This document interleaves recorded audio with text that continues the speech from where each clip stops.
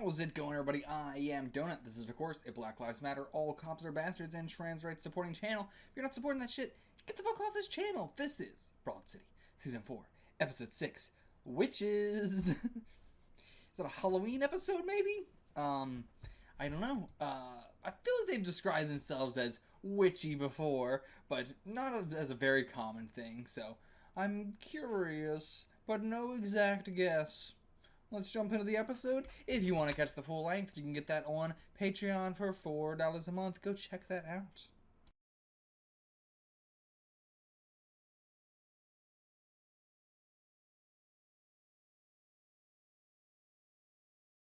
Okay, very, very fun episode. Oh man. I don't know if this is my favorite one of the season, but it's definitely a contender. Oh, the Alana plot was the best, but the Abby one, I mean, it's hard to say because like they were both so intertwined together actually. They were somewhat separate, but then they came together perfectly. Where do we even start? One, they both have magical powers. Just straight up canonical. They have magical powers. Fully believe it. Fully believe it. And not even in a, if anyone has magical powers, they have magical powers. We just have a whole group of witches in New York City. And it's not that many, to be fair. But yeah, it is the, like, I love whenever a series could do something like this. Where it's like, yeah, they have magical powers. Whatever, we're just gonna keep going. It's a normal sitcom. But they canonically do have magical powers now. I love that. Like, yeah, there's, I don't know what I want to say. I love the aesthetic. I love the aesthetic of that. I'm just, this is a normal sitcom, but we have magical, supernatural shit as well. Like, there's nothing else I can compare it to. There's nothing else I can compare it to. I don't even know how to talk about it. I just love it. I love it. I love it. Again, we've had this plot line going on with Alana not being able to come for like a couple episodes now, and I thought it was tied into Lincoln because in the past episode it was very like Lincoln's, took the form of her suitcase or a toothbrush and was talking to her and stuff like that. But now we're sort of like, I don't want to say retconning it, but like we're saying it is because of like Trump getting elected and everything like that, which again makes a lot of sense because we haven't really done anything like. We did that at the very beginning of the episode with the flashback thing, but I'm surprised we haven't done like a specific Trump episode. Because like when we were doing that was the last episode with the Hillary Clinton thing, which was before the election actually happened. So, like, yeah, this was the perfect way to do like the we need to address Trump in a big way episode. Perfectly done. I fully like took. Like, what a twist that was. I was fully excited to get to the Lincoln thing, and like, I was like, man, we're still doing this. Like, I'm surprised we're still on this Lincoln stuff so much, but I'm actually much happier that it was this, and she was able to get over it in this episode as well by tapping into, like, the woman main line in the world. Like, this energy that's throughout the whole world that you can pull it into yourself, and that lets you come.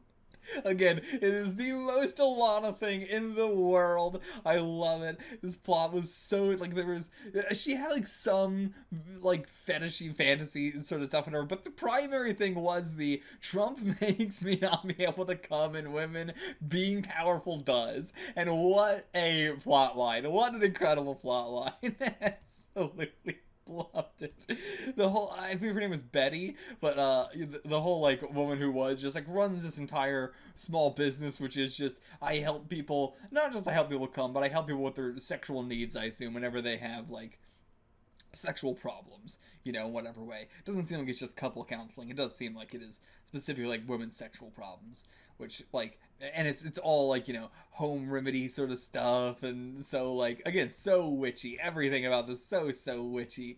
And like the stands outside the Met where it's like, yeah, I've seen so much of that stuff where I go up to it and I'm like, now this looks like a witch selling some witchy shit and I'm down for this, dog. Hell yeah. Like, why is the aesthetic of Witch one of the coolest things in the fucking world? Like, it's so cool. The aesthetic of a witch is the best Halloween aesthetic you could possibly have. Like, I, I don't know. I can't explain it. It's just so good. That and werewolves. Those are the two. Witches and werewolves. Two favorite Halloween aesthetics, favorite spooky aesthetics. Absolutely love them. And then we also had the Botox woman who was like, you know, again, addressing it at the end where they do this so much in the episodes where it's like, we're going to have a whole episode that is about like one specific thing, like freaking out because like Abby's freaking out because she's aging too much. I say one specific thing, but you know what I mean. Like, the episode is Abby's freaking out because she's aging too much, and then she meets someone who's in her 50s but looks like she's in her 20s, and then, oh, it's because she's obsessed with Botox and putting in this and that to make herself look young, and like, the whole episode is making fun of that, but then at the end, they do go with the like, I mean, if I wanted Botox, I'd get Botox. Yeah, me too. And, like, that is, I think, the perfect thing to do for, like, these kind of episodes. Broad City is so great at, like, making fun of something for the entire episode, but then also acknowledging that it's, like, we're making fun of, like, this very specific thing. Like, this person who does a fuckload of Botox and a fuckload of just, like, fillers and skin peeling and all that sort of stuff. I mean, one of the craziest parts is that her whole office was just about being whiter. But, like, aside from that, like, you know, she's doing all this to herself, even though she doesn't truly want to do it to herself. She just believes that she has to do it to herself. And then, like, introducing her to the witches and letting her feel free and more in touch with, you know, her true self and all that. But at the same time, that is a very specific kind of person that they are. Well, I say making fun of, but also, like, you know, trying to do a, like, I don't know, reaching out, you know, doing a, like, oh, and then we're going to do a whole arc where, like, they, you know, learn to love themselves in the end. But again, at the same time, that's one specific thing, and Botox is not bad, fillers are not bad, all this stuff of, like, cosmetic surgeries and stuff aren't bad in any way. If you want to get them, get them. It's the sad aspect of people who feel like they need to get them to look pretty, but that doesn't mean that overall they're bad or anything like that. And if you want to get them to feel like you're going to be prettier, then that's your prerogative as well. You know, it's always like, it's up to your prerogative whether you are doing it because of an oppressive system or not. It's still your choice. You know what? As hilarious as the whole episode was, I forgot about probably the best joke in the entire thing, which is just right before the credits of just Peppers being like, so can I act like that too? Am I allowed to act like that? I don't know why that's so funny to me. This season with Peppers has been perfect. Not a line out of his mouth has not been the funniest shit I've ever heard. Like, in just the worst way possible. Also, like, Abby being like, I don't like whatever's going on with you two here. This is not. But, like, Bevers, again, is turning into, like, the queerest straight person I've ever seen. Like, that is his specific character. He is the queerest straight person I've ever seen. I mean, last episode he was wearing a "How dare you assume I'm straight" shirt, but that just also feels like that kind of person would wear that shirt in a mocking way. So it's really that, like, I don't know what, you know, is going on there, because he was aggressively straight in the first couple seasons in the way where it's like, clearly you're not, clearly you're at the very least bi-curious, but he's very aggressively straight about it, versus in this season he is like, again, in just that role of like, I am the queer straight person.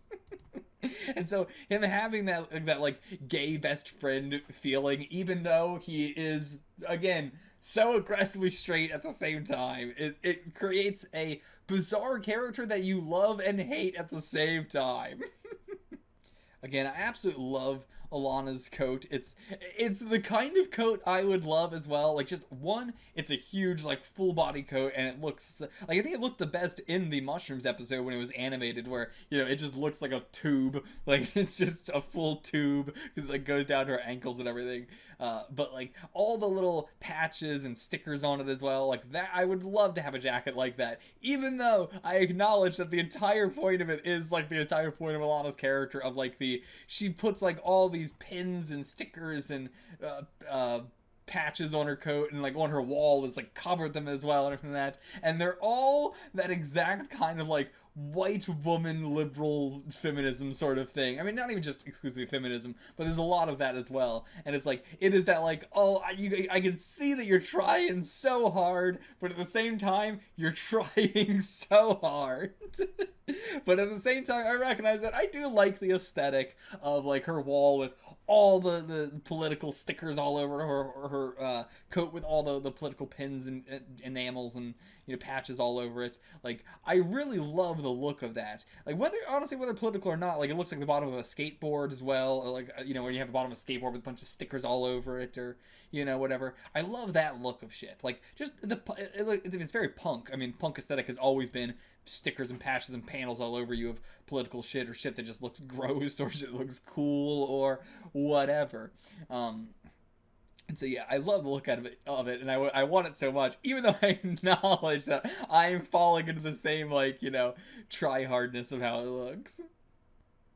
Jeremy as well, was not expecting to see Jeremy, and man, that ass, was not expecting to see him again.